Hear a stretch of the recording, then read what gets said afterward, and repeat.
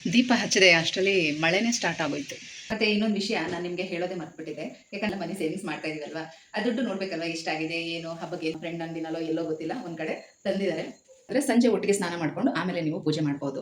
Last time Muktinaga ಟೆಂಪಲ್ಗೆ ಹೋಗಿದ್ದಾಗ ಈ ಬುಟ್ಟಿ ತಗೊಂಡಿದ್ದು. ಯಜಮಾನ್ರ ಜೊತೆ ಮಗನ ಜೊತೆ ಎಲ್ಲ ಹೋದ್ರೆ ಅವ್ರು ಚೌಕಾಸಿ ಮಾಡಕ್ ಬಿಡಲ್ಲ. ಕೇಳಿ ಬೇವಿನ ಮರದ ಕೆಳಗಡೆ ಕುತ್ಕೊಂಡು ಇನ್ನಿಂದ ರೆಡಿ ಮಾಡ್ಕೊತಾ ಇದೀವಿ. ಇವ್ರಿಗೆ ದೀಪ ಹಚ್ಚಕ್ಕೆ ಅಂತ ಬಂದೆ. ಈ ತರ ರಕ್ತ ಸುರಿತಾ ಇದೆಯಲ್ಲ ಅಂತ. ಜಗವೇ ನೀನು ಗೆಳತಿಯೇ.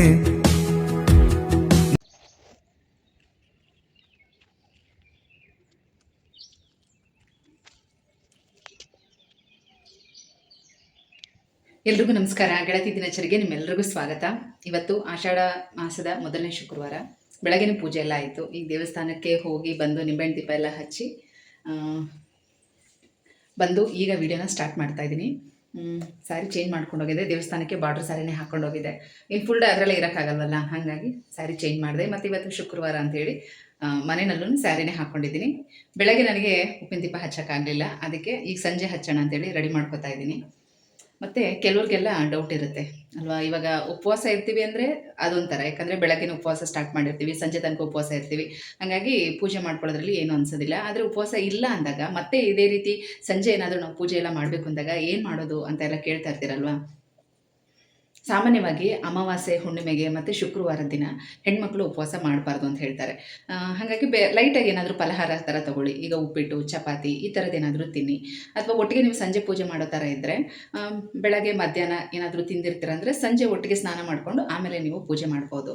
ಅಥವಾ ಈಗ ಬೆಳಗ್ಗೆನೇ ಸ್ನಾನ ಮಾಡಿ ಒಂದ್ಸಲ ಪೂಜೆ ಆಗಿರುತ್ತೆ, ಸಂಜೆ ಮತ್ತೆ ಇದೇ ರೀತಿ ಏನಾದರೂ ಪೂಜೆ ಮಾಡೋದೆಲ್ಲ ಇರುತ್ತೆ ಅನ್ನೋ ಥರ ಆದರೆ ಸಂಜೆಗೆ ಮತ್ತೆ ಮೈ ಸ್ನಾನ ಮಾಡ್ಕೊಂಡು ಪೂಜೆ ಮಾಡ್ಬೋದು. ಅಥವಾ ಆಗಲ್ಲ ಅಂತ ಅನ್ನೋರು ಬ್ರಷ್ ಮಾಡಿಕೊಂಡು ಕೈಕಾಲು ಮುಖ ತೊಳ್ಕೊಂಡು ಪೂಜೆ ಮಾಡ್ಬೋದು. ಯಾಕಂದರೆ ಈಗ ನಾವು ಸಂಜೆಗೂ ಏನಾದರೂ ಮಂತ್ರ ಸ್ತೋತ್ರಗಳೆಲ್ಲ ಓದ್ತೀವಿ ಅನ್ನೋದಾದರೆ ದಂತ ಶುದ್ಧಿ ಇರಬೇಕು ಅಂತ ಹೇಳ್ತಾರೆ. ಹಾಗಾಗಿ ಏನು ಡೌಟ್ ಎಲ್ಲ ಇಟ್ಕೋಬೇಡಿ. ಏನು ಗೊತ್ತಾ, ಈಗ ಪೂಜೆ ಮಾಡ್ತೀವಿ, ವ್ರತ ಮಾಡ್ತೀವಿ, ಅದು ಜೀವನದ ಒಂದು ಭಾಗ ಆಗಿರಬೇಕು.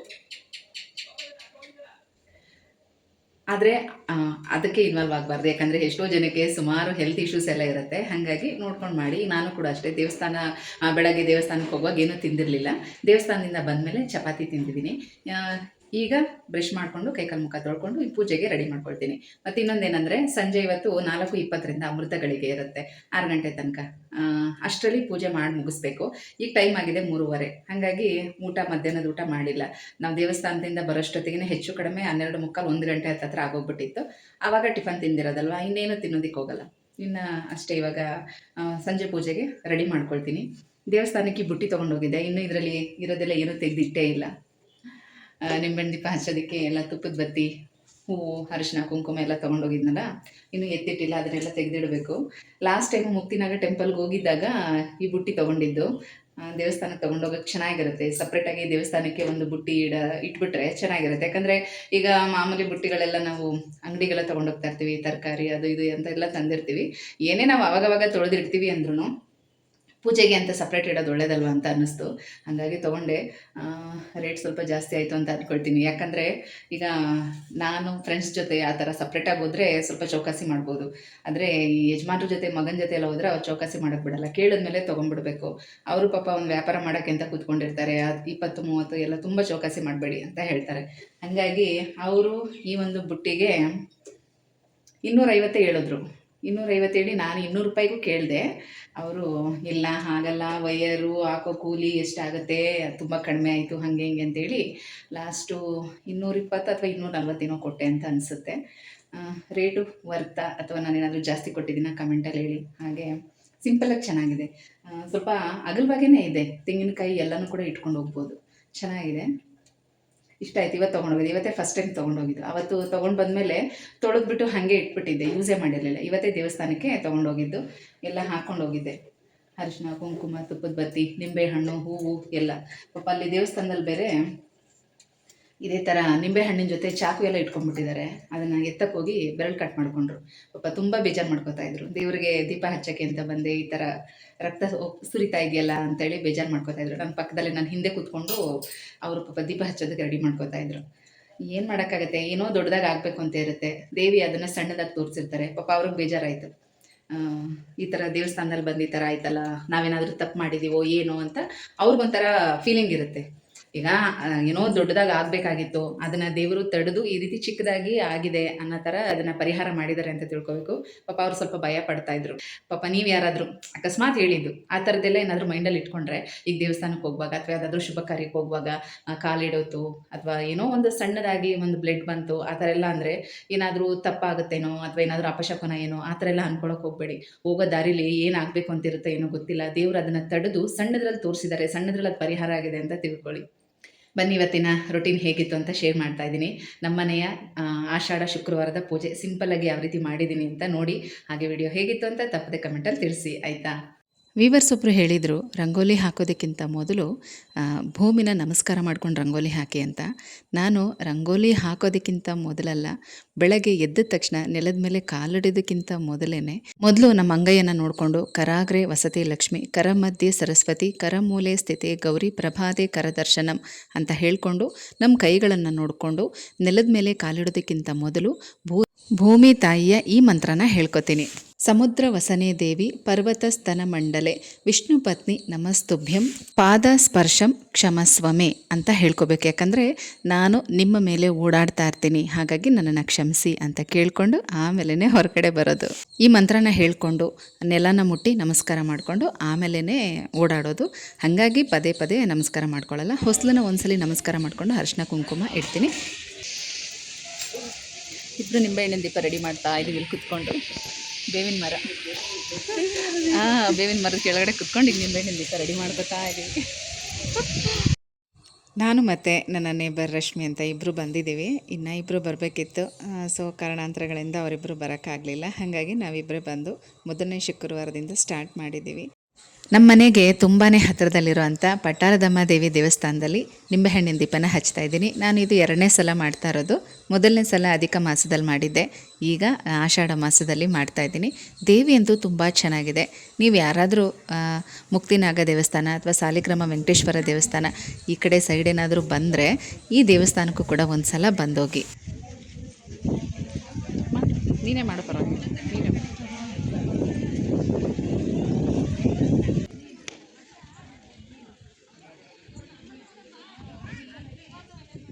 ನೋಡಿ. ತುಂಬ ಜನ ಬಂದಿದ್ದಾರೆ. ಎಲ್ಲರೂ ಅಲ್ಲಲ್ಲೇ ಕೂತ್ಕೊಂಡು ದೀಪಗಳನ್ನು ಮಾಡೋದಕ್ಕೆಲ್ಲ ರೆಡಿ ಮಾಡ್ಕೋತಾ ಇದ್ದಾರೆ. ಮೊದಲು ಇದ್ದಂಥ ಮೂಲ ದೇವರು ಅಂದರೆ ಗ್ರಾಮ ದೇವತೆಗಳೆಲ್ಲ ಒಂದು ರೀತಿ ಕಲ್ಲಿನ ರೂಪದಲ್ಲೇ ಅಲ್ವಾ ಇರುತ್ತೆ. ಈ ರೀತಿ ಮೊದಲು ಇದ್ದಂಥ ಮೂಲ ದೇವರುಗಳು ಇದನ್ನು ಈ ಬೇವಿನ ಮರದ ಕೆಳಗಡೆ ಇಟ್ಟಿದ್ದಾರೆ. ಈಗ ಮೂರ್ತಿ ರೂಪದಲ್ಲಿ ಪ್ರತಿಷ್ಠಾಪನೆ ಮಾಡಿ ಪಕ್ಕದಲ್ಲಿ ಈಗ ಗುಡಿ ಕಟ್ಟಿದ್ದು. ಇನ್ನೂ ರೀಸೆಂಟಾಗೇ ದೇವಸ್ಥಾನ ಓಪನ್ ಆಗಿದ್ದು, ಫೆಬ್ರವರಿ ಮಾಘ ಮಾಸದಲ್ಲಿ ಓಪನ್ ಆಗಿದ್ದು. ದೇವಸ್ಥಾನ ಅಂತೂ ತುಂಬ ಚೆನ್ನಾಗಿದೆ. ಹಾಗೆ ಇಲ್ಲೆಲ್ಲ ಸಾಕಷ್ಟು ಸೀರಿಯಲ್ ಶೂಟಿಂಗ್ಗಳು ಕೂಡ ನಡೀತಾ ಇರುತ್ತೆ. ಮೊದಲು ದೀಪನ ಇಲ್ಲಿಟ್ಕೊಂಡು ಹಚ್ಚಿ ದೇವಿಗೆ ಉದ್ಬತ್ತಿ ಎಲ್ಲ ಬೆಳಗಿ ಆಮೇಲೆ ಒಳಗಡೆ ತೊಗೊಂಡೋಗಿ ಆರತಿ ಮಾಡ್ತಾರೆ.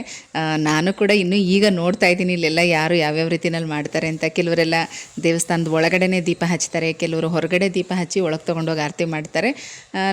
ನನಗೆ ಎಷ್ಟು ಗೊತ್ತಿದೆಯೋ ಹೇಗೆ ಗೊತ್ತಿದೆಯೋ ಆ ರೀತಿ ದೀಪಾರಾಧನೆ ಮಾಡ್ಕೊಂಡು ಬರ್ತಾಯಿದ್ದೀನಿ. ಮತ್ತೀಗ ಮನೆಗೆ ಬಂದು ಎಲ್ಲ ಕೂಡ ಎತ್ತಿಟ್ಟು ಜೋಡಿಸಿ ರೆಡಿ ಮಾಡ್ಕೊತಾ ಇದ್ದೀನಿ. ದೇವ್ರ ಮನೆ ಬಾಗಿಲು ಯಾವಾಗ ಓಪನ್ ಮಾಡಬೇಕು, ಯಾವಾಗ ಕ್ಲೋಸ್ ಮಾಡಬೇಕು ಅಂತ. ಆಲ್ಮೋಸ್ಟ್ ಯಾವಾಗಲೂ ಕ್ಲೋಸ್ ಆಗಿದ್ರೇ ಒಳ್ಳೆಯದು. ಅಂದರೆ ತುಂಬ ಕ್ಲೋಸ್ ಮಾಡಬೇಡಿ, ಸ್ವಲ್ಪ ಇಷ್ಟು ಗ್ಯಾಪ್ ಕೊಟ್ಟು ಯಾವಾಗಲೂ ಕ್ಲೋಸಲ್ಲಿ ಇರಬೇಕು. ಮತ್ತು ಲೈಟ್ ಕೂಡ ಅಷ್ಟೇ, ತುಂಬ ಬ್ರೈಟ್ ಆಗಿರೋಂಥ ಲೈಟ್ ಹಾಕೋಕೆ ಹೋಗಬೇಡಿ. 2 ಬಲ್ಬ್ ಇದ್ದರೆ ತುಂಬ ಒಳ್ಳೆಯದು. ನಾನು ಅಷ್ಟೇ ಇದನ್ನೆಲ್ಲ ರೆಡಿ ಮಾಡುವಾಗಲೇ ಹೇಳಿಬಿಟ್ಟೆ 2 ವೋಲ್ಟ್ ಬೇಕು ನನಗೆ ಅಂತ. ಒಂದು ನಾರ್ಮಲ್ ಡಿಮ್ ಲೈಟ್ ಒಂದು ಹಾಕಿರ್ತೀನಿ, ಇನ್ನೊಂದು ಸ್ವಲ್ಪ ಪವರ್ ಇರುವಂಥದ್ದು ಹಾಕಿರ್ತೀನಿ. ಪೂಜೆ ಮಾಡೋ ಟೈಮಲ್ಲಿ ಸ್ವಲ್ಪ ಜಾಸ್ತಿ ಬ್ರೈಟ್ ಆಗಿರುವಂಥದ್ದು ಬಲ್ಬ್ನ ಆನ್ ಮಾಡ್ಕೊಳ್ತೀನಿ. ಆಮೇಲೆ ಎಲ್ಲ ಆದಮೇಲೆ ಸ್ವಲ್ಪ ಡಿಮ್ ಆಗಿರುತ್ತಲ್ಲ ಬಲ್ಬ್, ಅದನ್ನು ಆನ್ ಮಾಡಿ ಈ ಥರ ಕ್ಲೋಸ್ ಮಾಡಿಬಿಡ್ತೀನಿ. ಮತ್ತು ಇನ್ನೊಂದೇನೆಂದರೆ ಪೂಜೆ ಆಗಿದ ತಕ್ಷಣ ಒಂದು 10 ನಿಮಿಷ 5 ನಿಮಿಷ ಅಷ್ಟೇ, 10 ನಿಮಿಷನೂ ಇಲ್ಲ, ನಾವು ಏನು ಕರ್ಪೂರ ಹಚ್ಚಿರ್ತೀವಿ ಅದೆಲ್ಲ ಸ್ವಲ್ಪ ಉರಿಯೋ ತನಕ ಬಿಟ್ಟಿದ್ರೆ ಸಾಕು. ಆಮೇಲೆ ಕ್ಲೋಸ್ ಮಾಡಬೇಕು. ಸ್ವಲ್ಪ ಮುಂದಕ್ಕೆ ತೊಗೊಂಡು ಕ್ಲೋಸ್ ಮಾಡಿ ಆ ಬ್ರೈಟ್ ಆಗಿರುವಂಥ ಲೈಟ್ನ ಆಫ್ ಮಾಡಿ ಸ್ವಲ್ಪ ಡಿಮ್ ಲೈಟ್ನ ಆನ್ ಮಾಡಿಬಿಟ್ಟು ಕ್ಲೋಸ್ ಮಾಡೋದಷ್ಟೇ.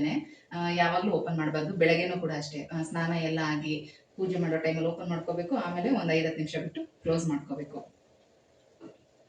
ಯಾಕಂದರೆ ಯಾರಾದರೂ ಸಡನ್ನಾಗಿ ಬಂದ ತಕ್ಷಣ ದೇವ್ರ ಮನೆ ನೋಡಬಾರ್ದು. ಅದಕ್ಕೋಸ್ಕರ ಹೇಳ್ತಾ ಇದ್ದೀನಿ. ಏನಂದರೆ ನಮ್ಮ ಇಷ್ಟಕ್ಕೆ ಹೇಗೆಲ್ಲ ಅಲಂಕಾರ ಮಾಡಿರ್ತೀವಿ, ಜೋಡಿಸಿರ್ತೀವಿ, ಒಂಥರ ದೃಷ್ಟಿ ಆಗಬಾರ್ದಲ್ವ, ಅದಕ್ಕೋಸ್ಕರ ಹೇಳ್ತಾ ಇರೋದು. ನೋಡಿ ಈ ಥರ ಇಷ್ಟು ಓಪನ್ ಇದ್ದರೆ ಸಾಕು. ಪೂಜೆ ಎಲ್ಲ ಆದಮೇಲೆ ಈ ಥರ ಕ್ಲೋಸ್ ಮಾಡ್ಕೊಂಡು ಒಂದಿಷ್ಟು ಓಪನ್ ಬಿಟ್ಟರೆ ಸಾಕು. ನೋಡಿ ಈ ಥರ ಇಲ್ಲೊಂದು ಹೋಲ್ಡರು ಮತ್ತು ಇಲ್ಲಿ ಮೇಲೆ ಒಂದು ಈ ಥರ 2 ಕೊಟ್ಟಿದ್ದಾರೆ. ಇದು ನನಗೆ ತುಂಬಾ ಯೂಸ್ ಆಗುತ್ತೆ. ಇದು ಸ್ವಲ್ಪ ಜಾಸ್ತಿ ಬ್ರೈಟಾಗಿರುತ್ತೆ ಈ ಬಲ್ಪು, ಇದು ಸ್ವಲ್ಪ ಡಿಮ್ ಆಗಿರುತ್ತೆ. ಒಂದು ಸಲ ತೋರಿಸ್ತೀನಿ ರೀ. ಇದು ಡೇ ನೈಟ್ ಆನಲ್ಲಿರುತ್ತೆ. ಪೂಜೆ ಮಾಡುವಾಗ ಮಾತ್ರ ಇದು ಸ್ವಲ್ಪ ಬ್ರೈಟಾಗಿರೋದನ್ನು ಆನ್ ಮಾಡ್ಕೊಂಡಿರ್ತೀನಿ. ಆಮೇಲೆ ಪೂಜೆ ಎಲ್ಲ ಆದಮೇಲೆ ಇದನ್ನು ಆಫ್ ಮಾಡಿಬಿಟ್ಟು ಇದನ್ನು ಆನ್ ಮಾಡಿ ದೇವ್ರ ಮನೆ ಡೋರ್ನ ಕ್ಲೋಸ್ ಮಾಡ್ತೀನಿ.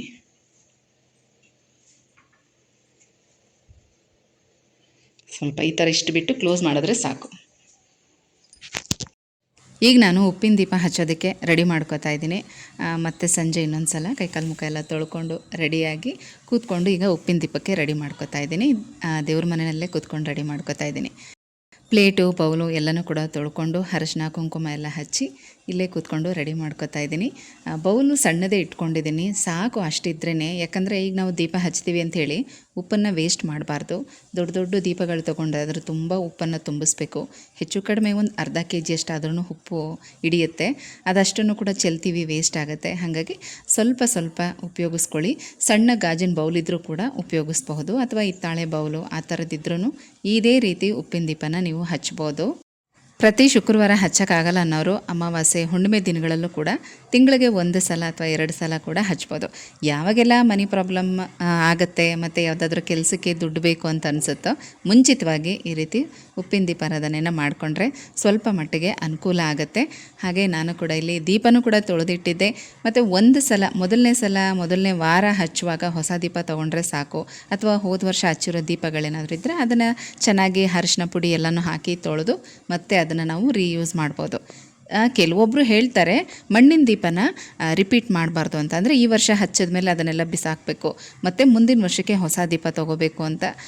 ಒಂದೊಂದು ಸಲ ಅನಿಸುತ್ತೆ ಅದು ಒಳ್ಳೆಯದೇ ಅಂತ, ಕೆಲವೊಂದು ಸಲ ಅನಿಸುತ್ತೆ ನಾವು ಅದನ್ನು ಬಿಸಾಕಿ ವೇಸ್ಟ್ ಮಾಡೋದಕ್ಕಿಂತ ರೀಯೂಸ್ ಮಾಡೋದು ಒಳ್ಳೆಯದು ಅಂತ. ಹಾಗಾಗಿ ನಾನು ಕೂಡ ಹಾಗೇ ಅದನ್ನು ತೊಳೆದು ಎತ್ತಿಟ್ಟಿರ್ತೀನಿ, ಮತ್ತು ಉಪಯೋಗಿಸುವಾಗ ಚೆನ್ನಾಗಿ ಅದನ್ನು ತೊಳೆದು ಉಪಯೋಗಿಸ್ತಾ ಇರ್ತೀನಿ. ಈಗ ನೋಡಿ ಈ ರೀತಿ ರೆಡಿ ಮಾಡಿ ಇಟ್ಟಿದ್ದೀನಿ. ಉತ್ತರಕ್ಕೆ ಮುಖ ಮಾಡಿ ದೀಪನ ಹಚ್ಚಬೇಕು. ಹಾಗಾಗಿ ಇದು ಸೌತ್ ಸೈಡ್ ಅಂದರೆ ದಕ್ಷಿಣದ ಗೋಡೆ ಆ ಕಡೆ ದೀಪನ ಇಟ್ಟಿದ್ದೀನಿ. ಉತ್ತರಕ್ಕೆ ಮುಖ ಮಾಡಿ ದೀಪ ಹಚ್ಚಿರೋದು. ನಮ್ಮನೆ ದೇವ್ರ ಮನೆ ಕೂಡ ಸೂರ್ಯಾಭಿಮುಖವಾಗಿರೋದು, ಅಂದರೆ ಸೂರ್ಯನ ಕಡೆ ಫೇಸ್ ಇರೋದು, ಈಸ್ಟ್ ಫೇಸಲ್ಲಿ ಪೂಜಾ ರೂಮ್ ಡೋರ್ ಇರೋದು. ಹಾಗಾಗಿ ಈ ರೀತಿ ಉತ್ತರದ ಕಡೆಗೆ ದೀಪ ಹಚ್ತಾ ಇದ್ದೀನಿ. ನೀವಿಲ್ಲಿ ನೋಡ್ತಾ ಇದ್ದೀರಾ, ಈ ರೀತಿ ಸಿಂಪಲ್ಲಾಗಿ ನಾನು ಪ್ರತಿಯೊಂದನ್ನು ಕೂಡ ಮಾಡ್ಕೊತಾ ಇರ್ತೀನಿ. ತುಪ್ಪ ಬಾಟ್ಲಲ್ಲಿ ಹಾಗೆ ಇಟ್ಟಿದ್ರೆ ಗಟ್ಟಿಯಾಗಿಬಿಡುತ್ತೆ. ಅದನ್ನೀಗ ಸ್ವಲ್ಪ ಬಿಸಿನೀರನ್ನ ಕುದಿಯೋಕ್ಕಿಟ್ಟು ಅದರೊಳಗಡೆ ಆ ಬಾಟ್ಲನ್ನು ಇಟ್ಟಿದ್ದೆ. ತುಪ್ಪ ತೆಳ್ಳಗಾಗಿದೆ. ಈಗ ಅದನ್ನು ದೀಪಕ್ಕೆ ಹಾಕಿ ಬತ್ತಿ ಎಲ್ಲ ಹಾಕಿ ರೆಡಿ ಮಾಡಿ ಇಡ್ತಾಯಿದ್ದೀನಿ. ಗಟ್ಟಿ ತುಪ್ಪನೇ ಹಾಕಿಬಿಟ್ರೆ ಏನಾಗುತ್ತೆ ಗೊತ್ತಾ, ಸರಿಯಾಗಿ ಉರಿಯೋದಿಲ್ಲ ದೀಪ. ಈಗ ಆಲ್ರೆಡಿ ಈ ರೀತಿ ತೆಳ್ಳಗೆ ಮಾಡಿ ಹಾಕಿದ್ರೇ ದೀಪ ಹಚ್ಚೋಷ್ಟೊತ್ತಿಗೆ ಅದು ಆಲ್ಮೋಸ್ಟ್ ಗಟ್ಟಿ ಆಗ್ತಾ ಬಂದುಬಿಡುತ್ತೆ. ಹಾಗಾಗಿ ಸ್ವಲ್ಪ ಈ ರೀತಿ ತೆಳ್ಳಗೆ ಮಾಡಿಬಿಟ್ಟು ಹಾಕಿದ್ರೆ ಸ್ವಲ್ಪ ಹೊತ್ತು ಉರಿಯುತ್ತೆ, ಚೆನ್ನಾಗಿ ದೀಪಗಳು ಉರಿಯುತ್ತೆ. ಕಾರ್ತಿಕ್ ಮಾಸ ಮುಗಿದ್ಮೇಲೆ ದೀಪನೆಲ್ಲ ತೊಳೆದು ಈ ಥರ ಕವರಲ್ಲಿ ಹಾಕಿ ಎತ್ತಿಟ್ಟಿದ್ದೆ. ಈಗ ತೆಗೆದಿಟ್ಟಿದ್ದೀನಿ. ಈಗ ಪ್ರತಿ ಶುಕ್ರವಾರ ಹಚ್ಚಬೇಕಲ್ವಾ, ಈಗ ಮತ್ತೆ ಇದನ್ನೆಲ್ಲ ತೊಳೆದು ಒರೆಸಿ ಅರಿಶಿನ ಕುಂಕುಮ ಎಲ್ಲ ಹಚ್ಚಿ ಬಾಗಿಲ ಹತ್ರ ಅಂದರೆ ಹೊಸ್ಲ ಹತ್ರ ಹಚ್ಚೋದಕ್ಕೆ ರೆಡಿ ಮಾಡ್ಕೊತಾ ಇದ್ದೀನಿ. ಈಗ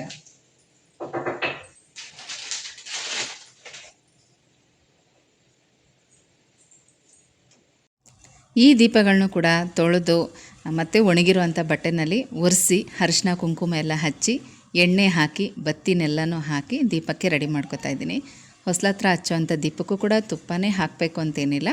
ತುಳಸಿ ದೀಪ ಮತ್ತು ಮಾಮೂಲಿ ಕಾಮಾಕ್ಷಿ ದೀಪ, ಹಾಗೆ ಇನ್ನೂ 2 ತುಪ್ಪದ ದೀಪಗಳನ್ನ ಹಚ್ಚಿರ್ತೀವಿ. ಇದು ಎಲ್ಲದಕ್ಕೂ ಕೂಡ ತುಪ್ಪ ಹಾಕಿದ್ರೆ ಸಾಕು. ಇನ್ನು ಹೊಸ್ಲ ಹತ್ರ ಇಡುವಂಥ ದೀಪ, ಪ್ರತಿದಿನ ಮಾಮೂಲಿಯಾಗಿ ಹಚ್ಚುವಂಥ ದೀಪ, ಇದಕ್ಕೆಲ್ಲ ನಾವು ಎಣ್ಣೆನೇ ಹಾಕಿ ಕೂಡ ದೀಪ ಹಚ್ಬೋದು.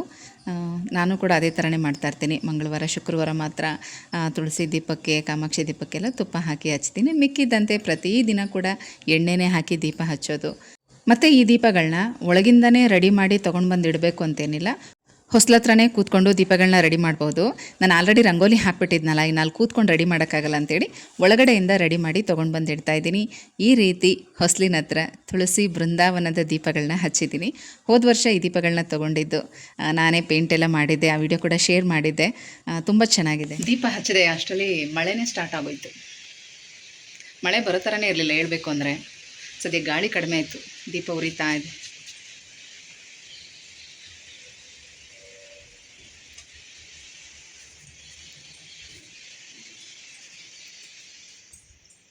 2-3 ದಿನ ತುಂಬ ಬಿಸಿಲಿತ್ತು, ಸಿಕ್ಕಾಪಟ್ಟೆ ಬಿಸಿಲಿತ್ತು. ನಿನ್ನೆಯಿಂದ ಸ್ವಲ್ಪ ಬಿಸಿಲು ಕಡಿಮೆ.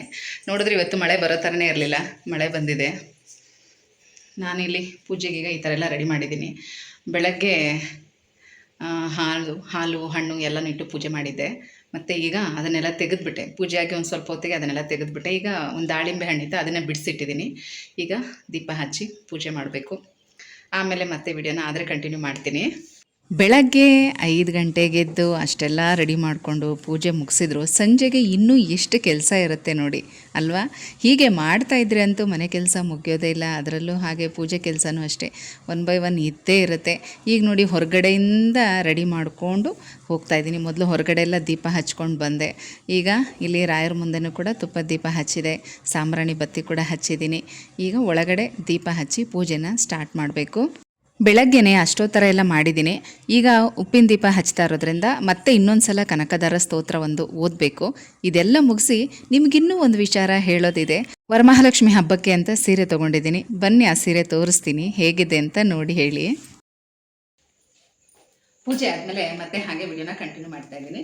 ವರಮಹಾಲಕ್ಷ್ಮಿ ಹಬ್ಬಕ್ಕೆ ಅಂತ ಹೊಸ ಸೀರೆ ತೊಗೊಂಡಿದ್ದೆ, ತೋರಿಸ್ತೀನಿ ನಿಮಗೆ ಯಾವ ಕಲರ್ ತೊಗೊಂಡಿದ್ದೀನಿ, ಏನು ಎಷ್ಟಾಯಿತು ಎಲ್ಲನೂ ಕೂಡ ಹೇಳ್ತೀನಿ. ಮತ್ತು ಇನ್ನೊಂದು ವಿಷಯ ನಾನು ನಿಮಗೆ ಹೇಳೋದೇ ಮರ್ತ್ಬಿಟ್ಟಿದ್ದೆ. ಯಾಕಂದರೆ ಈಗ 1 ವರ್ಷದಿಂದ ವರಮಹಾಲಕ್ಷ್ಮಿ ಹಬ್ಬಕ್ಕೆ ಅಂತ ನಾವೆಲ್ಲ ಮನಿ ಸೇವಿಂಗ್ಸ್ ಮಾಡ್ತಾ ಇದೀವಲ್ವಾ, ಆ ದುಡ್ಡು ನೋಡಬೇಕಲ್ವ ಎಷ್ಟಾಗಿದೆ, ಏನು ಹಬ್ಬಕ್ಕೆ ಏನು ತೊಗೋಬೇಕು, ಇನ್ನು ಇದೆಲ್ಲ ಪ್ಲ್ಯಾನಿಂಗ್ ಮಾಡಬೇಕು. ನಾನು ನಿಮಗೆ ಆ ವಿಷಯ ಹೇಳೋದೇ ಮರ್ತ್ಬಿಟ್ಟಿದ್ದೀನಿ. ಯಾಕೆಂದರೆ ಈ ವರ್ಷ ನಾನು ನನ್ನ ಮನಿ ಸೇವಿಂಗ್ಸ್ ದುಡ್ಡನ್ನ ತೊಗೊಳ್ತಾ ಇಲ್ಲ, ಅದು ಬೇರೆ ಕೆಲಸಕ್ಕೆ ಅಂತಲೇ ಸೇರಿಸಿಡ್ತಾ ಇದ್ದೀನಿ. ಹಾಗಾಗಿ ನಾನು ಅದನ್ನೆಲ್ಲ ನೋಡಲಿಲ್ವಲ್ಲ, ಆ ವಿಚಾರ ನಾನು ಮತ್ತೆ ಹೋಗ್ಬಿಟ್ಟಿದ್ದೀನಿ. ಸರಿ, ನೀವೆಲ್ಲ ಇವಾಗ ನೋಡಿ, ನೀವು ಎಷ್ಟು ದುಡ್ಡು ಸೇರಿಸಿಟ್ಟಿದ್ದೀರಾ, ಏನು ತೊಗೋಬೇಕು ಅಂದ್ಕೊಂಡಿದ್ದೀರಾ, ಹಬ್ಬಕ್ಕೆ ಹೇಗೆ ಖರ್ಚು ಮಾಡಬೇಕು ಅಂತಿದ್ದೀರಾ ನೋಡ್ಬೋದು. ನಾಳೆಯಿಂದನೇ ಬೇಕಾದರೆ ನೀವು ನಿಮ್ಮ ಉಂಡಿ ಎಲ್ಲ ಓಪನ್ ಮಾಡಿ ನೋಡಿ ತೊಗೊಳ್ಳಿ. ದುಡ್ಡು ಎಷ್ಟಿದೆ ಅಂತ ನೋಡಿ, ಏನೇನು ತೊಗೋಬೇಕು ಅಂತ ಕರೆಕ್ಟಾಗಿ ಲೆಕ್ಕ ಹಾಕ್ಕೊಂಡು ಅಷ್ಟರಲ್ಲೇ ಖರ್ಚು ಮಾಡಿ. ಏನು ಗೊತ್ತಾ, ಈಗ ನಾವು 1 ವರ್ಷದಿಂದ ಕಷ್ಟಪಟ್ಟು ಸೇರಿಸಿರ್ತೀವಿ, ಅದನ್ನು ಹೇಗಂದರೆ ಹಾಗೆ ಒಂದೇ ದಿನದಲ್ಲಿ ಖರ್ಚು ಮಾಡಬಾರ್ದು. ಹಾಗಾಗಿ ಹೇಳ್ತಾ ಇದ್ದೀನಿ, ಫಸ್ಟು ಆ ದುಡ್ಡನ್ನು ಲೆಕ್ಕ ಹಾಕಿ ಅದೇ ದುಡ್ಡಲ್ಲೇ ಮತ್ತೆ ಇನ್ನೂ ಒಂದು 21 ರೂಪಾಯಿ ಅಷ್ಟು ದುಡ್ಡನ್ನು ಎತ್ತಿಟ್ಬಿಟ್ಟು ಮಿಕ್ಕಿದ್ದನ್ನು ಖರ್ಚು ಮಾಡಿ. ಯಾಕಂದರೆ ಅದು ಹಾಗೆ ರನ್ನಿಂಗ್ ಆಗ್ತಾ ಇರುತ್ತೆ, ಅದಕ್ಕೋಸ್ಕರ ಹೇಳಿದಷ್ಟೇ. ಆ ದುಡ್ಡನ್ನು ಎತ್ತಿಟ್ಟು ಅದು ಪೂರ್ತಿ ಖಾಲಿ ಮಾಡಬಾರ್ದಲ್ವಾ, ಅದೇ ದುಡ್ಡಲ್ಲೇ ಎಣಿಸಿ ಒಂದು 21 ರೂಪಾಯಿನೋ 51 ರೂಪಾಯಿನೋ ಮತ್ತೆ ಅದರೊಳಗಡೆನೆ ಹಾಕ್ಬಿಟ್ಟು ಮಿಕ್ಕಿದ ದುಡ್ಡೆಲ್ಲ ಬೇಕಾದರೆ ನೀವು ತೊಗೊಂಡು ಎಣಿಸಿ ಎಷ್ಟಿದೆ ಅಂತ ತಪ್ಪದೆ ಕಮೆಂಟಲ್ಲಿ ಹೇಳಿ, ಯಾರ್ಯಾರ್ದು ಅಮೌಂಟ್ ಎಷ್ಟೆಷ್ಟಾಗಿದೆ ಅಂತ. ಯಾಕಂದರೆ ಹೋದ ವರ್ಷ ಅಂತೂ ಕೆಲವರೆಲ್ಲ 40,000 ರೂಪಾಯಿ ಮೇಲೇ ರೀಚ್ ಆಗಿದ್ರಿ. ಈ ವರ್ಷ ನೋಡೋಣ ಯಾರ್ಯಾರು ಎಷ್ಟೆಷ್ಟು ಮಾಡಿದ್ದೀರಾ. ಮತ್ತು ಈ ವರ್ಷ ಮೊದಲನೇ ಸಲ ಮನಿ ಸೇವಿಂಗ್ಸ್ ಸ್ಟಾರ್ಟ್ ಮಾಡಿರೋವಂಥವ್ರು ಕೂಡ ಎಷ್ಟೆಷ್ಟು ಅಮೌಂಟ್ ಸೇವಿಂಗ್ಸ್ ಮಾಡಿದ್ದೀರಾ, ಏನೇನು ತೊಗೋಬೇಕು ಅಂದ್ಕೊಂಡಿದ್ದೀರಾ ಕಮೆಂಟಲ್ಲಿ ತಿಳಿಸಿ. ಇನ್ನಷ್ಟು ಜನಕ್ಕೆ ಮೋಟಿವೇಶನ್ ಆಗುತ್ತೆ. ಮತ್ತು ಏನೇನೋ ತೊಗೊಳ್ಳೋ ಬದಲು ಆದಷ್ಟು ಬೆಳ್ಳಿ ಐಟಮ್ಸ್ ಮೇಲೆ ಇನ್ವೆಸ್ಟ್ ಮಾಡಿ. ಯಾಕಂದರೆ ನಿಮಗೆ ತುಂಬಾ ಉಪಯೋಗ ಆಗುತ್ತೆ. ಚಿಕ್ಕ ಚಿಕ್ಕ ಪ್ಲೇಟ್ಗಳಾಗಿರ್ಬೋದು, ಬೌಲ್ಗಳಾಗಿರ್ಬೋದು, ಇಂಥದ್ದನ್ನು ಏನಾದರೂ ಸಣ್ಣದಾದರೂ ಪರವಾಗಿಲ್ಲ ಅಂಥದ್ದನ್ನು ತೊಗೊಳ್ಳಿ. ಸುಮ್ಮನೆ ಏನೇನೋ ತೊಗೊಳಕ್ಕೆ ಹೋಗಬೇಡಿ. ಅಥವಾ ಸೀರೆ ತೊಗೊಳೋದಾದ್ರೂ ಒಂದು ಒಳ್ಳೆ ಸೀರೆ ತೊಗೊಳ್ಳಿ, ಯೂಸ್ ಆಗುತ್ತೆ. ಅದಕ್ಕೋಸ್ಕರ ಹೇಳ್ತಾ ಇದ್ದೀನಿ, ಕರೆಕ್ಟಾಗಿ ಲೆಕ್ಕ ಹಾಕ್ಕೊಂಡು ನೀವು ಖರ್ಚು ಮಾಡಿ ಚೆನ್ನಾಗಿ ಹಬ್ಬ ಮಾಡಿ ಅಷ್ಟೇ. ಇವಾಗ ನಾವು ಎಷ್ಟು ಗ್ರ್ಯಾಂಡಾಗಿ ಮಾಡ್ತೀವಿ ಅನ್ನೋದಕ್ಕಿಂತ ಎಷ್ಟು ಭಕ್ತಿಯಿಂದ ಮಾಡಿದ್ದೀವಿ ಅನ್ನೋದೇ ಮುಖ್ಯ ಅಲ್ವಾ. ನಾವು ಏನೇ ಆಡಂಬರವಾಗಿ ಮಾಡಿದ್ರು ಬರೋರು ನೋಡ್ತಾರೆ, ಏನಾದರೂ ಒಂದು ಹೇಳ್ತಾರೆ ಬಿಡಿ. ಯಾಕಂದರೆ ಎಲ್ಲನೂ ಪರ್ಫೆಕ್ಟ್ ಆಗಿದೆ ಅಂತ ಯಾರು ಕೂಡ ಹೇಳೋದೇ ಇಲ್ಲ, ಹೇಳೋದು ಇಲ್ಲ, ಹೇಳೋಕ್ಕಾಗೋದು ಇಲ್ಲ ಅಂದ್ಕೊಳ್ಳಿ. ಹಾಗಾಗಿ ನಮ್ಮ ಮನಸ್ಸಿಗೆ ಸಮಾಧಾನ ಆಗೋ ಹಾಗೆ ನಾವು ಹಬ್ಬ ಮಾಡಬೇಕು. ಮತ್ತು ಇನ್ನೊಂದು ವಿಚಾರ ನಿಮ್ಗೆ ಹೇಳ್ತೀನಿ, ಸೀರೆ ಉಡಿಸಿ ಅಲಂಕಾರ ಮಾಡೋದನ್ನ ಒಂದ್ಸಲ ತೋರಿಸಿ ಅಂತ ತುಂಬ ದಿನದಿಂದ ರಿಕ್ವೆಸ್ಟ್ ಮಾಡ್ತಾ ಇದ್ದಾರೆ ನನ್ನ ರೆಗ್ಯುಲರ್ ವ್ಯೂವರ್ಸ್ ಒಬ್ಬರು. ಖಂಡಿತವಾಗ್ಲೂ ತೋರಿಸ್ತೀನಿ. ನಾನು ಏನು ಪ್ಲ್ಯಾನ್ ಮಾಡ್ಕೊಂಡಿದ್ದೀನಿ ಅಂದರೆ, ಒಟ್ಟಿಗೆನೇ ಈಗ ನಿಮಗೆ ಕಳಸ ಇಡೋದ್ರಿಂದ ಹಿಡಿದು ಕಳಸದಲ್ಲೆಲ್ಲ ಏನೇನು ಹಾಕಬೇಕು, ಯಾವ ರೀತಿ ಜೋಡಿಸ್ಕೋಬೇಕು, ಹಾಗೆ ತಟ್ಟೆಗಳು ಹೇಗೆ ಜೋಡಿಸ್ಬೇಕು, ನೀವು ದುಡ್ಡು ಹೇಗೆ ಇಡಬೇಕು, ಅಲಂಕಾರ ಹೇಗಿರಬೇಕು, ಪ್ರತಿಯೊಂದು ಕೂಡ ನಿಮಗೆ ಸ್ಟೆಪ್ ಬೈ ಸ್ಟೆಪ್ ಹೇಳ್ಕೊಟ್ಬಿಟ್ರೆ ಕಂಪ್ಲೀಟಾಗಿ ನಿಮಗೆ ತುಂಬಾ ಈಸಿ ಆಗುತ್ತೆ ಹಬ್ಬದ ದಿನ ಪೂಜೆ ಮಾಡೋದಕ್ಕೆ ಅಂತ ಹೇಳಿ ನಾನು ಸ್ವಲ್ಪ ಪ್ಲ್ಯಾನ್ ಮಾಡ್ಕೊಂಡು ಮಾಡ್ತಾಯಿದ್ದೀನಿ. ಹಾಗಾಗಿ ಲೇಟ್ ಆಗ್ತಾ ಇದೆ ಅಷ್ಟೇ. ಅಲ್ಲದೆ ನಾನು ತುಂಬ ಸೀರೆ ಎಲ್ಲ ಉಡಿಸಿ, ನಿಮಗೂ ಕೂಡ ಗೊತ್ತಿದೆ, ತುಂಬ ಸೀರೆ ಎಲ್ಲ ಉಡಿಸಿ ತುಂಬ ಗ್ರ್ಯಾಂಡಾಗೆಲ್ಲ ಏನು ಹಬ್ಬ ಮಾಡಲ್ಲ. ತುಂಬ ಸಿಂಪಲಾಗಿ ದೇವ್ರ ಮನೇಲಿ ಲಕ್ಷ್ಮೀ ಕೂರಿಸಿ ಪೂಜೆ ಮಾಡೋದ್ರಿಂದ ನನಗೆ ಸೀರೆ ಉಡಿಸೋದು ಮರ್ತೇ ಹೋಗ್ಬಿಟ್ಟಿದೆ ಅಂದ್ಕೊಳ್ಳಿ. ಯಾಕಂದರೆ ಒಂದು 7-8 ವರ್ಷನೇ ಆಗೋಯ್ತು ಸಿಂಪಲಾಗಿ ಮಾಡೋಕ್ಕೆ ಶುರು ಮಾಡಿ. ಹಾಗಾಗಿ ಮರ್ತಂಗಾಗಿದೆ. ಸ್ವಲ್ಪ ಪ್ರಾಕ್ಟೀಸ್ ಮಾಡಿಕೊಂಡು ಖಂಡಿತ ನಿಮಗೂ ಹೇಳ್ಕೊಡ್ತೀನಿ ಸೀರೆ ಉಡಿಸೋದು. ಮತ್ತು ಬ್ಲೌಸ್ ಪೀಸಲ್ಲಿ ಉಡಿಸಿ ಯಾವ ರೀತಿ ಅಲಂಕಾರ ಮಾಡಿ ನೀವು ಕಳಸ ಸ್ಥಾಪನೆ ಮಾಡಿ, ಕಳಸದ ಒಳಗಡೆ ಎಲ್ಲ ಏನೇನು ಹಾಕಬೇಕು, ಯಾವ ರೀತಿ ಯಾವ ಸಮಯದಲ್ಲಿ ಹೇಗೆ ಕಂಪ್ಲೀಟ್ ಒಂದು ಹಬ್ಬ ಹೇಗೆ ಮಾಡಬೇಕು ಅದನ್ನು ನಿಮಗೆ ಡೀಟೇಲಾಗಿ ತಿಳಿಸ್ಕೊಡ್ತೀನಿ. ಈ ವರ್ಷ ಎಲ್ಲರೂ ಕೂಡ ತುಂಬ ಚೆನ್ನಾಗಿ ಹಬ್ಬ ಮಾಡಿ ಮುಂದಿನ ವರ್ಷದಷ್ಟೊತ್ತಿಗೆ ನೀವು ಅಂದ್ಕೊಂಡಿರೋಂಥ ಎಲ್ಲ ಕೆಲಸ ಕಾರ್ಯಗಳು ತುಂಬಾ ಚೆನ್ನಾಗಾಗಲಿ. ಆ ದೇವಿ ಎಲ್ಲರಿಗೂ ಆಶೀರ್ವಾದ ಮಾಡಲಿ. ಬನ್ನಿ, ಈಗ ನನ್ನ ಸೀರೆನ ತೋರಿಸ್ತೀನಿ. ಮತ್ತು ಈ ಸೀರೆ ನನ್ನ ಆ್ಯನಿವರ್ಸರಿ ಗಿಫ್ಟಾಗಿ ಯಜಮಾನರು ಕೊಡಿಸಿರೋದು. ನಾನು ಹೇಳಿದ್ದೆ ನಿಮಗೆ ದುಡ್ಡು ಕೊಟ್ಟಿದ್ದಾರೆ ಈ ಸಲ ಅಂತ. ಹಾಗಾಗಿ ನಾನು ಸೀರೆನೂ ಕೂಡ ಅವ್ರ ಕೈಲೇ ತರಿಸ್ಕೊಂಡ್ಬಿಟ್ಟೆ. ನೀವೇ ತಂದು ಕೊಟ್ಬಿಡಿ, ನನಗೆ ದುಡ್ಡು ಬೇಡ ಅಂತ ಹೇಳಿ. ಹಾಗಾಗಿ ಗೊತ್ತಿರೋ ಫ್ರೆಂಡ್ ಅಂಗಡಿನಲ್ಲೋ ಎಲ್ಲೋ ಗೊತ್ತಿಲ್ಲ ಒಂದು ಕಡೆ ತಂದಿದ್ದಾರೆ ಈ ಕಲರ್. ಅವರು ನಾನು ಸೀರೆ ತೊಗೊಳಕ್ಕೆ ಹೋಗ್ತೀನಿ ಅಂದಾಗ್ಲೂ ಹೇಳಿದ್ರು, ಜಾಸ್ತಿ ಪಿಂಕ್ ಕಲರ್ ಮಾತ್ರ ತೊಗೋಬೇಡ ಅಂತ. ಆಲ್ಮೋಸ್ಟ್ ಕಾಂಬಿನೇಷನಲ್ಲಿ ಮತ್ತು ಅದರೆಲ್ಲ ಹೆಚ್ಚು ಕಡಿಮೆ ರೆಡ್ಡು ಪಿಂಕೆ ಜಾಸ್ತಿ ಇದೆ ಅನ್ಕೋತೀನಿ ನನ್ನ ಹತ್ರ. ಸೊ ಹಾಗಾಗಿ ಈ ಥರ ಕಲರ್ ತಂದುಕೊಟ್ಟಿದ್ದಾರೆ. ಇದು ಮೆಂತ್ಯ ಕಲರ್ ಅಥವಾ ಒಂದು ಮಸ್ಟರ್ಡ್ ಕಲರ್ ಅಂದ್ಕೊಳ್ಬೋದು, ಮತ್ತು ಪರ್ಪಲ್ ಬಾರ್ಡರ್ ಇರೋವಂಥದ್ದು. ಈ ಕಲರ್ ಕೂಡ ನನ್ನ ಹತ್ರ ಇರಲಿಲ್ಲ, ಮತ್ತು ಈ ಕಾಂಬಿನೇಷನಲ್ಲಿ ಬೇಕು ಅಂತ ಅಂದ್ಕೊಂಡಿದ್ದೆ. ಒಂದು ಫೋಟೋ ತೋರಿಸಿ ಹೇಳಿದ್ದೆ, ಆದಷ್ಟು ಈ ಥರ ಕಲರ್ ಸಿಕ್ಕಿದ್ರೆ ನೋಡಿ, ಇಲ್ಲಾಂದರೆ ಪರವಾಗಿಲ್ಲ ಅಂತ. ಹಾಗಾಗಿ ಈ ಕಲರ್ ಸೀರೆ ತಂದುಕೊಟ್ಟಿದ್ದೆ. ಈ ವರ್ಷ ನನ್ನ ವರಮಹಾಲಕ್ಷ್ಮಿ ಹಬ್ಬದ ಸೀರೆ.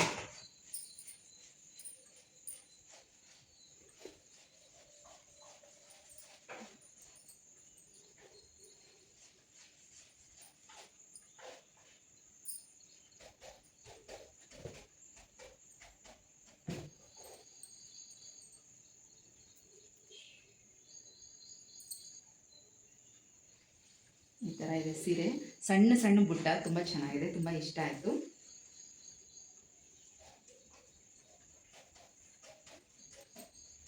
ಬ್ಲೌಸು ಪ್ಲೈನ್ ಇದೆ, ಮತ್ತು ಪಲ್ಲು ತುಂಬಾ ರಿಚ್ ಆಗಿದೆ ನೋಡಿ. ಈ ಥರ ಪಲ್ಲು ತುಂಬ ರಿಚ್ ಆಗಿದೆ ಇಟ್ಟಿದ್ದೆ. ಸೊ ಸ್ಯಾರಿ ಈ ಥರ ಇದೆ. ಇದು ನನ್ನ ಈ ವರ್ಷದ ವರಮಹಾಲಕ್ಷ್ಮಿ ಹಬ್ಬದ ಸೀರೆ. ಮತ್ತು ಈಗ ಅವ್ರು ತಂದುಕೊಟ್ಮೇಲೆ ರೇಟ್ ಎಲ್ಲ ನಾನು ಕೇಳೋಕ್ಕೆ ಹೋಗಲ್ಲ, ಎಷ್ಟಾಗಿದೆ ಏನು ಎತ್ತ ಅಂತ. ಅಂದಾಜು ಮೇಲೂ ಕೂಡ ಅಂದ್ಕೊಳ್ಳಲ್ಲ ಬಿಡಿ, ನೋಡೋಣ, ನೀವು ಗೆಸ್ ಮಾಡಿ ಹೇಳಿ ಎಷ್ಟಿರಬಹುದು ಅಂತ. ಸೀರೆ ರೇಟ್ ಎಷ್ಟಿರ್ಬೋದು ಅಂತ ಹೇಳಿ. ಕಲರ್ ನೋಡಿ ಈ ಥರ ಇದೆ.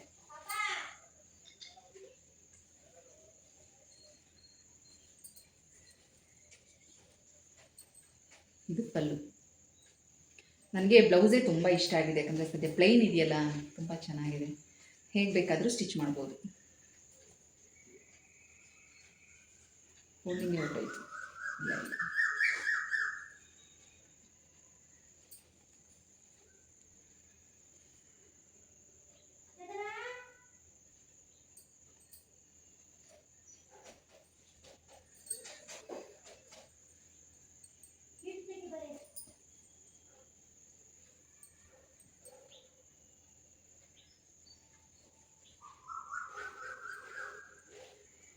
ಹೇಗಿದೆ ಸೀರೆ ಅಂತ ಹೇಳಿ. ಇದು ನನ್ನ ಈ ವರ್ಷದ ವರಮಹಾಲಕ್ಷ್ಮಿ ಹಬ್ಬದ ಸೀರೆ. ಮತ್ತು ಸೀರೆ ಬಿಟ್ಟು ಇನ್ನೇನು ತೊಗೊಂಡಿಲ್ವಾ ಅಂತಂದರೆ, ಸದ್ಯಕ್ಕೆ ಏನು ತೊಗೊಳ್ಳಿಲ್ಲ. ಸೀರೆ ಬಿಟ್ಟು ಇನ್ನೇನು ತೊಗೊಳ್ಳಿಲ್ವ ಅಂದರೆ ಸದ್ಯಕ್ಕೆ ಏನು ತೊಗೊಂಡಿಲ್ಲ. ಯಾಕೆಂದರೆ ನಾನು ನಿಮಗೆ ಈ ವಿಷಯ ಕೂಡ ತಿಳಿಸಿದ್ದೀನಿ, ಕಾರ್ಡ್ ಕಟ್ಟಿದ್ನಲ್ವಾ, ಬೆಳ್ಳಿ ಅಂಗಡಿಯ ಕಾರ್ಡ್ ಕಟ್ಟಿದ್ದೆ ಸಿಲ್ವರ್ ಐಟಮ್ಗೆ ಅಂತ. ಅದು ನಾನು ಕಟ್ಟಿದ ಅಮೌಂಟು ತುಂಬ ಕಡಿಮೆ, ಆ ದುಡ್ಡಿಗೆ ಏನು ತೊಗೊಳಕ್ಕೂ ಕೂಡ ಆಗಲಿಲ್ಲ. ಹಾಗಾಗಿ ಪವನ್ಗೆ ಅದೊಂದು ಲಕ್ಕಿ ಸ್ಟೋನ್ ಒಂದು ರಿಂಗ್ ತೊಗೊಂಡು ಮಿಕ್ಕಿದ ಅಮೌಂಟ್ ಅಲ್ಲೇ ಬಿಟ್ಟಿದ್ದೀನಿ. ಈ ವರ್ಷ 2,000 ರೂಪಾಯಿ ಕಟ್ಕೊಂಡು ಹೋಗ್ತಾ ಇದ್ದೀನಿ. ನೋಡೋಣ, ನೆಕ್ಸ್ಟ್ ಇಯರ್ ಅದನ್ನು ಸೇರಿಸಿ ಏನಾದರೂ ತೊಗೋಬೇಕು ಅಂತ ಅಂದ್ಕೊಂಡಿದ್ದೀನಿ. ವರಮಹಾಲಕ್ಷ್ಮಿ ಹಬ್ಬಕ್ಕೆ ಏನಾದರೂ ತೊಗೋಬೋದಿತ್ತು, ಬಟ್ ನನಗೆ ಸಣ್ಣ ಪುಟ್ಟದಾಗಿ ಏನು ತೊಗೊಳಕ್ಕೆ ಇಷ್ಟ ಇಲ್ಲ. ಏನಾದರೂ ತೊಗೊಂಡ್ರೆ ಸ್ವಲ್ಪ ಚೆನ್ನಾಗಿ ಯೂಸ್ ಆಗೋ ಥರದ್ದು ಏನಾದರೂ ನೋಡಿ ತೊಗೋಬೇಕು. ಹಾಗಾಗಿ ಅಮೌಂಟ್ ಕೂಡ ಅವ್ರ ಮೇಲೆ ಬಿಟ್ಟಿದ್ದೀನಿ. ನಿಧಾನವಾಗಿ ಯೋಚನೆ ಮಾಡಿ ದುಡ್ಡು ಸೇರಿದಾಗ ಏನಾದರೂ ತೊಗೊಳ್ಳೋಣ ಅಂತ. ಸದ್ಯಕ್ಕೆ ಈ ವರ್ಷ ವರಮಹಾಲಕ್ಷ್ಮಿ ಹಬ್ಬಕ್ಕೆ ಸೀರೆ ಒಂದೇ ತೊಗೊಂಡಿರೋದು, ಇನ್ನೇನು ತೊಗೊಂಡಿಲ್ಲ. ಮುಂದೆ ತುಂಬಾ ಖರ್ಚಿದೆ, ಕೆಲವೊಂದಷ್ಟು ಫಂಕ್ಷನ್ಗಳಿದೆ ಮನೇಲಿ. ಹಾಗಾಗಿ ಹೆಚ್ಚಿಗೆ ಯಾವುದಕ್ಕೂ ಕೂಡ ಖರ್ಚು ಮಾಡೋದಕ್ಕೆ ಹೋಗಿಲ್ಲ. ನನ್ನ ಸೇವಿಂಗ್ಸ್ ಅಮೌಂಟ್ ಕೂಡ ನಾನು ತೆಗೆದಿಲ್ಲ, ಅದು ಬೇರೆ ಕೆಲಸಕ್ಕೆ ಬೇಕಾಗಿರೋದ್ರಿಂದ ಅದನ್ನು ಹಾಗೆ ಇಟ್ಟಿದ್ದೀನಿ. ಅದನ್ನು ಓಪನ್ ಮಾಡಿದಾಗ ಮಾತ್ರ ಖಂಡಿತವಾಗ್ಲೂ ನಾನು ಹೇಳೇ ಹೇಳ್ತೀನಿ, ಏನಕ್ಕೆ ನಾನು ಸೇರಿಸಿದ್ದೀನಿ, ಎಷ್ಟು ಸೇರಿಸಿದ್ದೀನಿ, ಅದೆಲ್ಲನೂ ಕೂಡ ತುಂಬ ಡೀಟೇಲಾಗಿ ನಿಮಗೆ ಹೇಳೇ ಹೇಳ್ತೀನಿ. ಬಟ್ ನೀವು ಮಾತ್ರ ನಾನು ಹೇಳಲೇಬೇಕು. ಈ ವರ್ಷ ನೀವೆಲ್ಲ ಸೇವಿಂಗ್ಸ್ ಮಾಡಿರೋ ದುಡ್ಡು ಎಷ್ಟಿದೆ ಕಮೆಂಟ್ಸಲ್ಲಿ ಹಾಕಿ, ತುಂಬ ಜನಕ್ಕೆ ಮೋಟಿವೇಶನ್ ಆಗುತ್ತೆ. ಈಗ ಸುಮಾರು 3 ವರ್ಷದಿಂದ ಈ ಥರ ಸೇವಿಂಗ್ಸ್ ಮಾಡೋಕ್ಕೆ ಶುರು ಮಾಡಿದ್ಮೇಲೆ ಎಷ್ಟೋ ಜನ ಹೆಣ್ಮಕ್ಳಿಗೆ ಎಷ್ಟು ಯೂಸ್ ಆಗಿದೆ ಅಲ್ವಾ. ಹಬ್ಬ ಮಾಡುವಾಗಂತೂ ತುಂಬ ನಿಶ್ಚಿಂತೆಯಿಂದ ತುಂಬ ಖುಷಿಯಾಗಿ ಹಬ್ಬ ಮಾಡ್ತಾರೆ, ಖರ್ಚಿನ ಬಗ್ಗೆ ಅಂತೂ ಯೋಚನೆ ಮಾಡಲ್ಲ. ಹಾಗಾಗಿ ತುಂಬ ಜನಕ್ಕೆ ಅದು ಮೋಟಿವೇಶನ್ ಆಗುತ್ತೆ. ಯಾರ್ಯಾರು ಎಷ್ಟೆಷ್ಟು ಅಮೌಂಟ್ ಸೇರಿಸಿದ್ದೀರಾ, ಏನೇನು ತೊಗೊಂಡ್ರಿ, ಸೀರೆ ತೊಗೊಂಡ್ರಾ, ಇನ್ನೂ ತೊಗೋಬೇಕಾ ಹೇಳಿ. ಮತ್ತು ಈಗ ಆಷಾಢ ಮಾಸದಲ್ಲೂ ಕೂಡ ಸೀರೆ ತೊಗೋಬೋದು, ಏನು ತೊಂದರೆ ಏನಿಲ್ಲ, ತೊಗೊಳ್ಳಿ, ಯಾವ ದಿನ ಬೇಕಾದರೂ ತೊಗೊಳ್ಳಿ. ಶನಿವಾರ ಭಾನುವಾರ ಬಿಟ್ಟು ಬೇರೆ ದಿನ ಹೋಗಿ, ಯಾಕಂದರೆ ಎಲ್ಲ ಅಂಗಡಿಗಳಲ್ಲೂ ಫುಲ್ಲು ರಶ್ ಇರ್ತಾರೆ, ಕಸ್ಟಮರ್ ತುಂಬ ಜಾಸ್ತಿ ಇರ್ತಾರೆ, ನೀವು ನಿಧಾನವಾಗಿ ನೋಡಿ ತೊಗೊಳಕ್ಕಾಗಲ್ಲ. ಹಾಗಾಗಿ ಸೋಮವಾರದಿಂದ ಶುಕ್ರವಾರದವರೆಗೂ ಆರಾಮಾಗಿ ಶಾಪಿಂಗ್ ಮಾಡಿ. ಶನಿವಾರ ಭಾನುವಾರ ಹೋಗೋಕೆ ಹೋಗಬೇಡಿ, ಅಂಗಡಿಗಳಲ್ಲೆಲ್ಲ ಫುಲ್ ರಶ್ ಇರ್ತಾರೆ. ಅದಕ್ಕೋಸ್ಕರ ಹೇಳ್ತಾ ಇದ್ದೀನಿ ಅಷ್ಟೇ. ಇನ್ನು ಚಿಕ್ಕಪೇಟೆಲಂತೂ ಹೇಳೋ ಹಾಗೆ ಇಲ್ಲ, ಸಿಕ್ಕಾಪಟ್ಟೆ ಜನ ಇದ್ದೇ ಇರ್ತಾರೆ. ಇವತ್ತಿನ ಬ್ಲಾಗ್ ಇಲ್ಲಿಗೆ ಎಂಡ್ ಮಾಡ್ತಾ ಇದ್ದೀನಿ. ವಿಡಿಯೋ ಪೂರ್ತಿ ನೋಡಿದ್ದಕ್ಕಾಗಿ ಧನ್ಯವಾದಗಳು. ಹಾಗೆ ವಿಡಿಯೋ ಹೇಗಿತ್ತು ಅಂತ ತಪ್ಪದೆ ಕಮೆಂಟಲ್ಲಿ ತಿಳಿಸಿ ಆಯಿತಾ.